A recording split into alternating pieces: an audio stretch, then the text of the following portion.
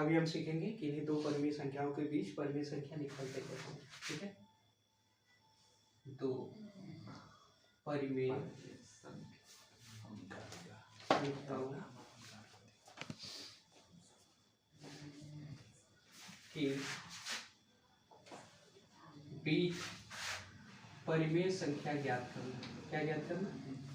परिमेय संख्या ज्ञात करना।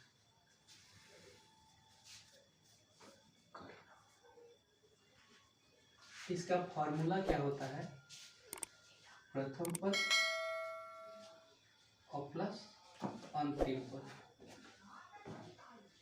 अंतिम पद और पूरे का बटा दो। ठीक है, ये हमारा क्या होता है? फार्मूला होता है। क्या करना है? नोट कर लेना है। अब देखो, जिसे निकालना है 2/3, ठीक है, और 5/4 के बीच। ध्यान दो, 2/3 और 5/4 के बीच हमें क्या निकालना है? परिमेय संख्या निकालना है। क्या निकालना है? परिमेय संख्या। परिमेय संख्या निकालने का ठीक यही फार्मूला है। ठीक है, यही फार्मूला है। तो फार्मूला अप्लाई करो। प्रथम पद हमारा क्या है? 2/3 है। क्या है? प्लस अंतिम पद क्या है? 5/4 और पूरे का बटे हमें क्या करना है? 2 कर देना है। अब चूंकि इनका रूप क्या करना है? हल करना है, इन दोनों को जोड़ना है। तो जोड़ने का वही पुराना तरीका, तिरिया गुणा करो 2 में 4 का, तो 2 का 4 का करोगे 2 × 4 2 चौको 8 और प्लस कर लो 3 का 5 में तो 3 बचे 15 बटे 3 का 4 में करो 3 चौको 12 पूरे का बटे 2 आ गया। अब 15 8 23 23 बटे 12 पूरे का बटे 2। ठीक है, अब ये 23/12 अब बटे 2 आ गया। अब इस 2 को कैसे ऊपर ले जाएंगे? तो 23/12 रहने दो और बटे 2 का मतलब 2 से इस पूरी संख्या में क्या करना है? भाग करना है। तो भाग का चिन्ह लगा के हम 2 लगा दिए। तो 2 के वरना लिख के 2/1 लिख दो, क्योंकि किसी के भी बटे में अगर 1 हो तो उसका कोई मतलब नहीं होता, संख्या जस की तस रहती है। चाहे 2 लिखो 2/1 लिखो। ठीक है, अब करेंगे इसको। तो ध्यान देना, जब हमने परिमेय संख्याओं का भाग पढ़ाया था उसमें बताया था कि जब भाग को गुणे में कन्वर्ट करते हैं तो उसके दाहिने पक्ष की जो संख्या होती है, परिमेय संख्या होती है, वो क्या होती है? पलट जाती है। तो देखो ये 23/12 और जब ये गुणा होगा तो ये 1/2 हो जाएगा। ठीक है, अब 23 का गुणा 1 में तो 23 से कम 23, अब 12 का गुणा 2 में तो 23, 12 दूना 24, यानी 2/3 और 5/4 के ठीक बीचों बीच में कौन सी संख्या है? 23/24, 23/24। अब प्रश्न में क्या पूछता है कि किन्हीं दो परिमेय संख्याओं के बीच प्रथम 5 परिमेय संख्याएं निकालिए। हमने तो एक बताया, लेकिन 5 बताना है तो क्या करेंगे? इनके और इनके बीच में एक परिमेय संख्या कोई यहाँ होगी, ठीक, इनके और इनके बीच में भी कोई एक परिमेय संख्या।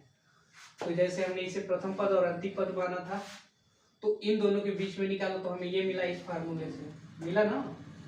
अब ठीक ऐसे ही अगर इस बीच में निकालना हो तो हमें क्या करेंगे? 2/3 और इन दोनों को लेना होगा, इन दोनों को, इसको क्या करना होगा? बोलना होगा। तो इनके और इनके बीच में परिमेय संख्या निकालना है तो सेम यही फार्मूला लगाएंगे और हम फिर से इसके बीच में भी परिमेय संख्या निकाल सकते हैं और ऐसे ही इसके और इसके बीच में भी परिमेय संख्या ज्ञात कर सकते हैं। वीडियो कर सकते हैं। हमारी जो पार्ट है, हमारा जो लेसन है क्लास 9 का, वो क्या है? संख्या पद्धति है। अब इसके प्रश्नावली 1 पर आते हैं। किस पे? प्रश्नावली 1A। हमारा पहला सवाल क्या है? परिमेय संख्याओं 1/3 और 1/4 के बीच परिमेय संख्या ज्ञात करना है, वो भी कितना? केवल 1। क्या करना है? परिमेय संख्या 1/3 और परिमेय संख्या 3/4 के बीच में कोई एक परिमेय संख्या दिखाना है। हम वही फार्मूला अप्लाई करेंगे। कौन सा फार्मूला? प्रथम पद प्लस अंतिम पद और पूरे का बटे 2।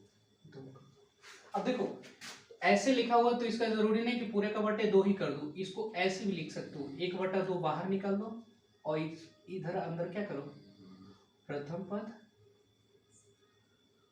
और प्लस अंतिम पद।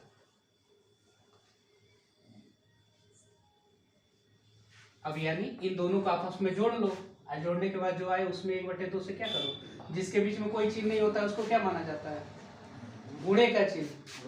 जिनके बीच कोई चिन्ह नहीं होता उनको क्या माना जाता है, गुणे का चिन्ह। तो पहले हमने प्रथम पद अंतिम पद को जोड़ लिया, आज जोड़ने के बाद 1/2 से क्या कर दो, उसमें गुणा कर दो। हाँ तो देखो, चाहे सूत्र को ऐसे लिखो चाहे ऐसे लिखो। आप ऐसे लिखने का क्या फायदा होता है इसको बता रहे हैं। मान लो इसे ही हल करना है ना, तो किन्हीं भी दो परिमेय संख्याओं के बीच जब परिमेय संख्या ज्ञात करनी होती है तो उसका फार्मूला होता है 1/2 और कोष्टक में प्रथम पद प्लस अंतिम पद, या इसको लिखो प्रथम पद प्लस अंतिम पद और पूरे का बटा 2। ठीक है, तो हम इस फार्मूले से देखते हैं, इसमें इनके बीच की परिमेय संख्या निकालनी है ना, क्या करना है, निकालना है। तो लिखो फार्मूला 1/2 पूरे कोष्टक में प्रथम पद प्लस अंतिम पद। प्रथम पद क्या है 1/2, 1/3 और प्लस अंतिम पद 3/4, ऐसे ही है ना, 1/2। हमने तुम्हें क्या बताया है, परिमेय संख्याओं को कैसे जोड़ा जाता है, प्रथम विधि बताया और द्वितीय विधि बताया। ठीक है, तो दूसरे विधि से क्या करते हैं, इसके ऊपर यानी पहले परिमेय संख्या के जो अंश है उसमें क्या करते हैं, दूसरे परिमेय संख्या के हर से गुणा करते हैं, 1 गुणे 4 और बीच में प्लस का चिन्ह, प्लस लगा दो। तो ये और ये हो गया, अब बचे इसका अंश और इसका हर, तो इन दोनों का आपस में गुणा कर दो, तो 3 गुणे 3 और पूरे का बटे।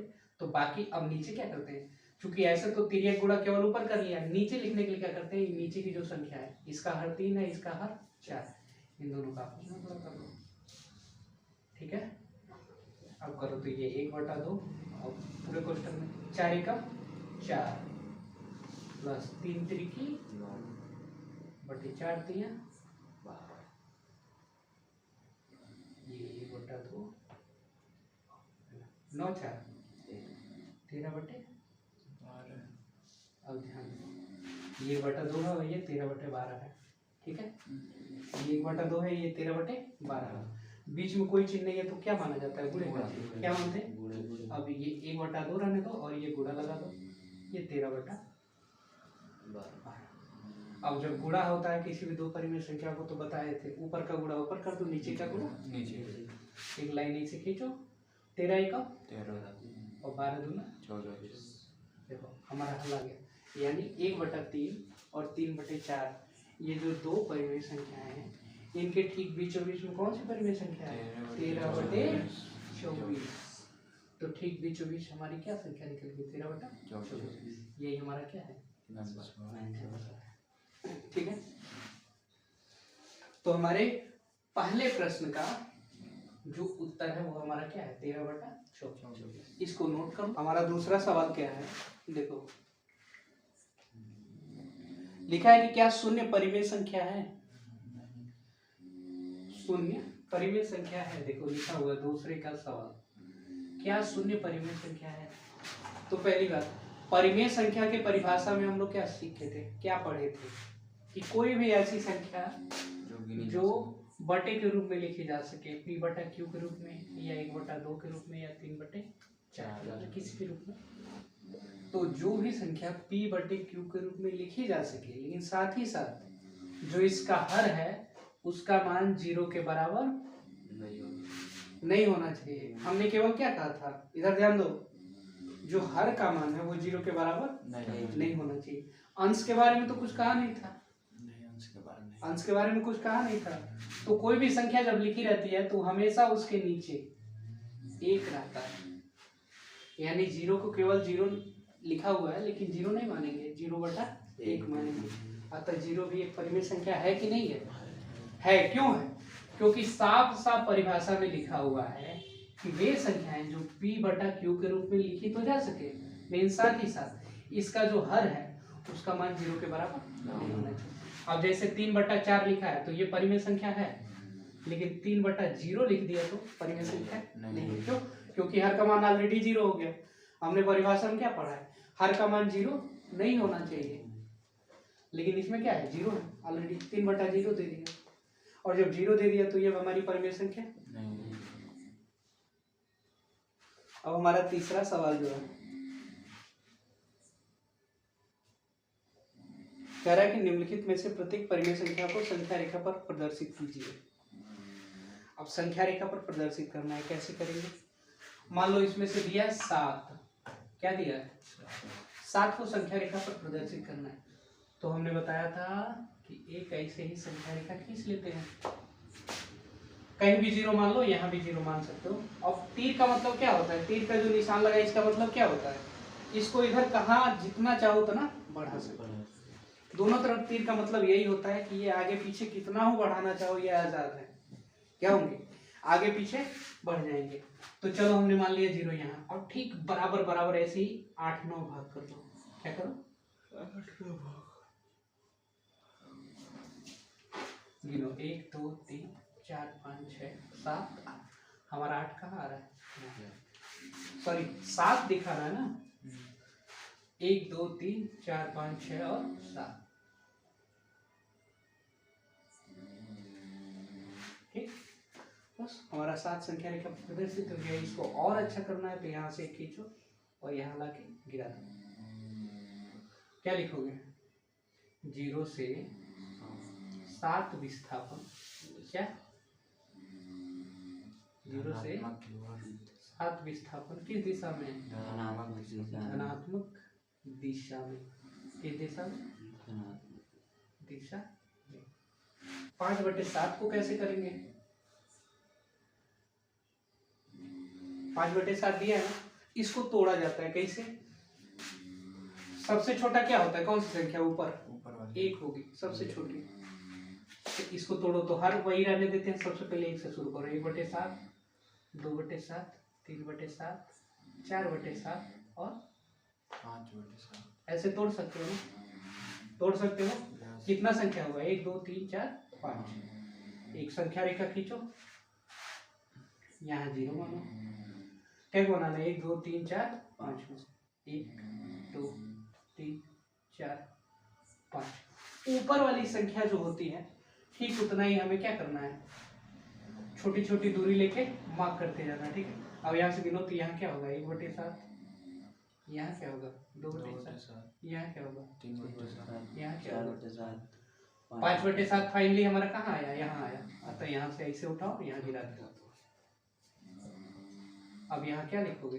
0 से 5/7 विस्थापन किस दिशा में? धनात्मक दिशा में। है ना आसान? है ना आसान?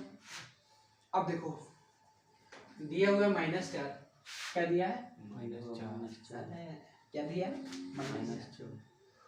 संख्या रेखा खींचो, और चूंकि अब हमें ध्यान रखना है किधर बढ़ेगी? अब इधर बढ़ेगी, माइनस में है ना, तो हम 0 कहाँ मानेंगे? यहाँ मान लेंगे तो इधर एक बीच ही नहीं पाएंगे। यहाँ मानो 0, आजाद हो, कहीं भी मानो। उसके उधर बढ़ोगे तो हम प्लस में बढ़ेंगे, इधर बढ़ोगे तो माइनस में। हमें इधर बढ़ना है। कितना? 4 गो, 1 2 3 और 4। यहाँ -4 होगा, यहाँ -1 -2 -3।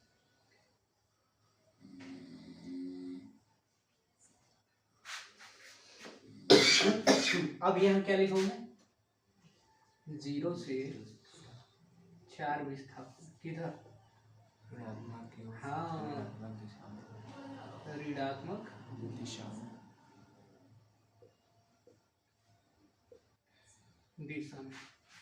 माइनस में तो भाई माइनस की तरफ बढ़ेंगे, और प्लस में तो प्लस की तरफ। अगर ऋणात्मक दिशा में बढ़ रहा है तो लिखेंगे 0 से 4 विस्थापन ऋणात्मक दिशा में। अगर यही हम इधर बढ़ते हैं तो क्या लिखते हैं? 0 से 4 विस्थापन धनात्मक दिशा में। समझ में आ गया क्लियरली? कोई